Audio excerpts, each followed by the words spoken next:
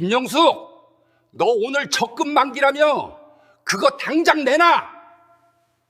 내가 이 나이에 나 같은 번듯한 남자랑 살을 섞고 살아보려면 그 정도 복채는 내야지.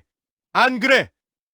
늙어서 살늘어진 할망구 길거리에서 거둬줬더니 어디서 감히 돈주머니를 움켜쥐고 있어! 당장 안 내놔? 창밖엔 살을 애듯 차가운 칼바람이 문창살을 사정없이 흔드는데 집 안 거실 바닥은 그보다 더 차갑게 식어버렸습니다. 정성껏 끓여낸 된장찌개 뚝배기가 바닥에 나뒹굴며 뜨거운 국물이 제 마디 굵은 손등 위로 튀었습니다. 하지만 아픔보다 더 큰 건 제 눈앞에서 핏대를 세우며 포효하는 이 남자의 짐승 같은 얼굴이었습니다.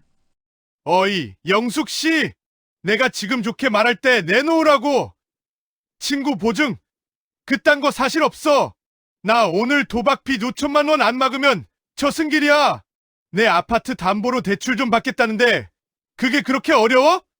어차피 죽으면 썩어질 집구석 서방님 위해서 좀 쓰겠다는데 왜 이렇게 째째하게 굴어? 내가 지난 석 달 동안 내 그 냄새 나는 발 주물러주고 재미도 없는 옛날 이야기 들어주느라 얼마나 고역이었는지 알아? 그 값이라 생각하고 내놓으란 말이야! 그는 재해진 앞치마 자락을 거칠게 낚아채며 바닥으로 저를 밀쳐냈습니다.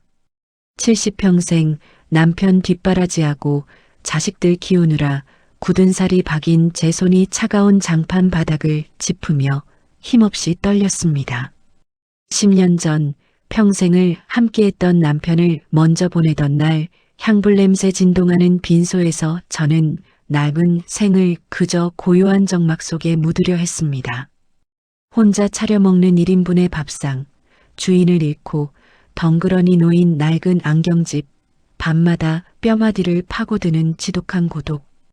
그렇게 시들어가던 제 앞에 나타난 남자가 바로 이 사람이었습니다. 동호회에서 만난 그는 누구보다 점잖은 신사였습니다. 제 거친 손등 위로 따뜻한 손길을 얹으며 영숙 씨, 우리 남은 인생 서로의 지팡이가 되어 줍시다. 화려하진 않아도 따뜻한 밥 한 끼 같이 먹으며 저무는 노을을 함께 봐요. 라고 속삭이던 그 다정한 목소리, 그 달콤한 꼬임에 속아 자식들의 반대도 무릅쓰고 합친 지 겨우 석 달이었습니다. 시장 바닥 찬바람 맞으며 채소 팔아모은 돈, 해진 옷소매 한 번 바꾸지 않고 아낀 그 귀한 노후 자금이 이 남자의 아가리에 털어 넣어질 줄은 꿈에도 몰랐습니다. 야, 왜 대답이 없어? 벙어리야? 너 설마 그 돈 들고 무덤까지 갈 생각이야? 내 자식놈들도 다 필요 없어. 그놈들이 내 밥 한 끼 챙겨주디? 내가 내 옆에서 똥오줌 받아낼 사람인데 어디서 감히 눈을 부릅떠? 오늘 이 돈 안 내놓으면 나만 죽는 게 아니라 이 집구석 다 불지르고 너랑 같이 갈 줄 알아. 당장 도장 찍어! 쩌적 소리를 내며 갈라진 식탁 유리처럼 제 심장도 갈갈이 찢겨나갔습니다. 사별 후 찾아온 지독한 외로움이 저를 눈멀게 했던 걸까요? 저 악마 같은 사람의 본 모습을 보지 못한 제 자신이 너무나도 원망스러워 눈물조차 나오지 않았습니다. 행복은 솜사탕처럼 달콤했지만 녹아 없어지는 건 한순간이었습니다. 결혼하고 딱 한 달이 지나자 다정했던 영호 씨의 목소리엔 시퍼런 가시가 돋기 시작했지요. 시작은 아주 사소하고 비겁한 부탁이었습니다. 여보, 나 좀 살려줘. 예전에 친구 놈 보증 한 번 잘못 써준 게 내 발목을 잡네. 오늘 당장 1,000만 원 안 막으면 나 정말 큰일 나. 당신 통장에 잠자고 있는 돈 좀 빌려달라는 게 그렇게 죽을 죄야? 우리가 남남이야 부부잖아. 당신 사별하고 그 적막한 집구석에서 혼자 떨고 있을 때 손 잡아준 게 누구야? 나라고. 나, 영숙씨, 제발. 나 이번에 못 막으면 유치장 가야 돼. 당신 나 감옥 보내고 혼자 이 넓은 집에서 잘 수 있어? 당신이 나 조금이라도 사랑한다면 우리 앞날을 위해서 이 정도는 해줄 수 있잖아. 응? 내가 나중에 친구한테 돈 받으면 이자까지 쳐서 다 갚아줄게. 나 믿지? 그는 제 거친 손등을 부여잡고 눈물을 뚝뚝 흘리며 애원했습니다. 그 가증스러운 눈물에 속아 평생 파출부지라며 모은 적금을 건넸습니다. 그 돈을 가져갈 때만 해도 그는 제 발을 주무르며 세상에서 가장 행복한 아내로 만들어주겠다고 맹세했지요. 하지만 그 맹세는 며칠도 가지 못했습니다. 밤마다 낯선 사내들이 대문을 발로 차며 입에 담지도 못할 욕설을 내뱉었고 남편은 방구석에 숨어 제 어깨를 감싸며 다시 천사 같은 표정으로 연기를 했습니다. 영숙 씨, 무섭지? 내가 미안해. 다 저놈들이 나쁜 놈들이야. 당신이 그 아파트 담보로 대출만 조금 받아주면 내 친구 놈한테 받을 돈으로 싹 다 갚고 우리 조용한 시골 가서 농사 지으며 살자. 응? 나 믿지? 내가 당신 사랑하는 거 알잖아. 이 나이에 우리끼리 의지하고 살아야지. 그 금수 같은 자식들 다 필요 없어. 그놈들이 내 밥 한 끼 챙겨주디. 야! 근데 왜 표정이 그래? 내 말이 말 같지 않아? 당신 지금 나 못 믿어서 그러는 거지? 내가 누군지 알아? 내 서방이야. 서방이 죽겠다는데 그깟 집구석이 아까워? 너 진짜 독하다. 독해. 사람이 어떻게 그렇게 계산적이야? 사랑. 그 비겁하고도 달콤한 단어가 제 눈을 가렸습니다. 엄마가 재혼해서 고생한다는 소리 듣기 싫어서 자식들의 전화도 피하며 해진 옷소매 한 번 바꾸지 않고 아낀 그 귀한 돈들이 도박장으로 흘러들어갔습니다. 그러다 남편이 술에 취해 쓰러진 사이 그의 낡은 서류 가방에서 떨어진 빛바랜 수첩 하나를 보게 되었습니다. 그 안에는 제 이름 말고도 4명의 다른 여자 이름과 금액이 빽빽하게 적혀 있었습니다. 해. 이번 할망구는 돈이 꽤 쏠쏠해. 조금만 더 뜯어내면 강남 빌딩도 남의 일 아니야. 이번 여자도 금방 넘어오겠어. 외롭다니까 아주 환장을 하네. 늙어서 살 늘어진 것들이 다정하게 굴어주면 알아서 지갑을 연다니까. 영수가 너도 이제 미천 다 떨어졌으면 슬슬 요양원 알아봐야지. 내가 아주 경치 좋은 곳으로 알아봐놨어. 거기 들어가면 죽을 때까지 못 나오니까 걱정 마라. 취중 진담처럼 흘러나온 그의 잠꼬대에 저는 거실 바닥에 주저앉았습니다.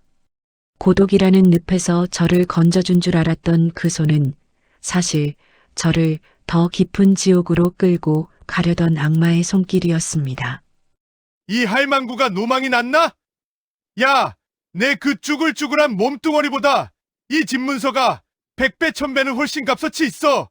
고분고분 내놓고 요양원이나 기어 들어가라고.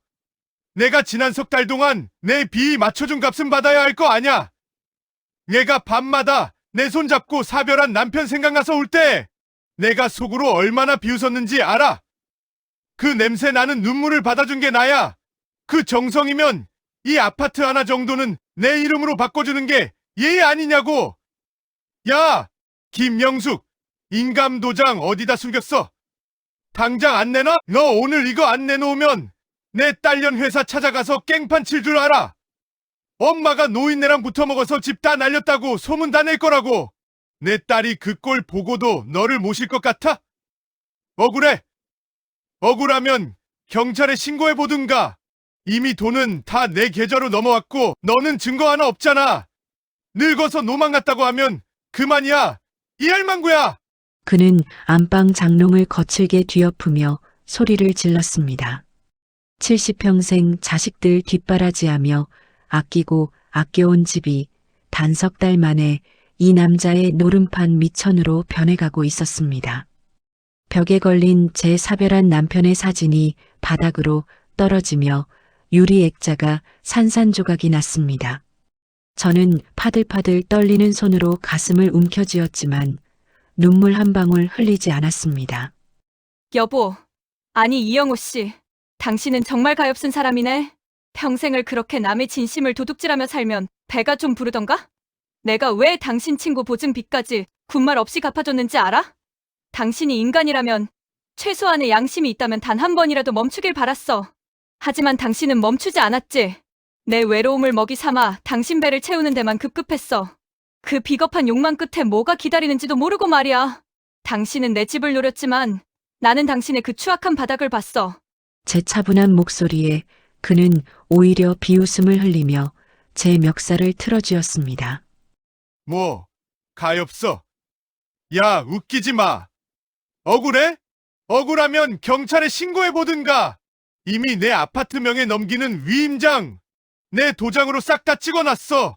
내가 치매라고 동네방네 소문 다 내놨으니까 아무도 내 말 안 믿어. 경찰이 오면 내가 뭐라고 할 것 같아? 마누라가 노망나서 헛소리 한다고 하면 그만이야. 너는 이제 길바닥에 나 앉는 일밖에 안 남았어. 그러니까 곱게 인감증명서 내놔. 내 인내심도 이제 끝이니까. 야, 대답 안 해. 이 할망구가 진짜 죽고 싶어서 환장을 했나? 당장 입 안 열어? 당신 참 바보 같은 사람이야. 당신이 내 도장 훔쳐서 서류 꾸밀 때 내가 왜 모른 척했는지 정말 몰라? 당신이 그동안 사기친 여자들 증거 잡으려고 기다린 거야. 당신 지금 내 얼굴 앞에 대고 소리 지른 그 말들 이미 우리 딸이랑 경찰서 진흥팀에 실시간으로 생중계되고 있었거든. 당신 가방 속에 든 차용증 주인들이랑 내가 이미 연락 다 끝냈어. 당신은 오늘 사기 결혼이 아니라 특수절도와 협박죄로 들어가는 거야. 그리고 이 집, 그거 사별한 우리 영감님이 나한테 마지막으로 남겨준 거야. 당신 같은 인간이 손댈 수 있는 그런 가벼운 물건이 아니라고. 그의 얼굴이 순식간에 흙빛으로 변했습니다.